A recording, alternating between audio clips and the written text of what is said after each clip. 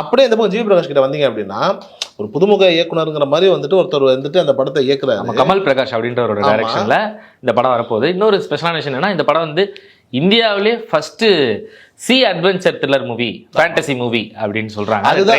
அதுதான் அந்த படத்தினுடைய சுவாரஸ்யமே. இப்ப நிறைய வந்துட்டு இதுக்கு முன்னாடி வந்து கடல் சார்ந்த படங்கள் வந்திருக்கணும் போது அதுல ஒரு காதல் இருக்கும், அந்த கடல் சார்ந்த அந்த கடல் மக்களுடைய வாழ்வியல் ஓரியன்டா நிறைய விஷயங்கள் இருக்கும். ஆனா இதுதான் இந்த படத்தினுடைய ட்ரெய்லர் பார்க்கும்போது நமக்கு புரியுது என்ன அப்படின்னா, கடலுக்குள்ள போகக்கூடிய மனிதர்களுக்கு என்னென்ன மாதிரியான அமானுஷ்யமான விஷயங்கள் நடக்கும், என்னென்ன விதமான ஒரு சூழல்களை அவங்க கையாள வேண்டிய தேவைகள் இருக்கும்.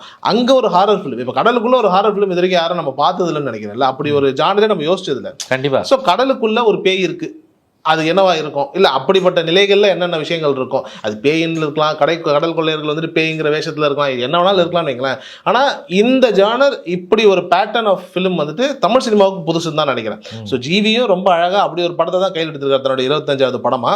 ஸோ இந்த பக்கம் ஒரு 25, அந்த பக்கம் ஒரு 25, ரெண்டு பேருமே சாலிடான கண்டென்ட்ல வராங்க.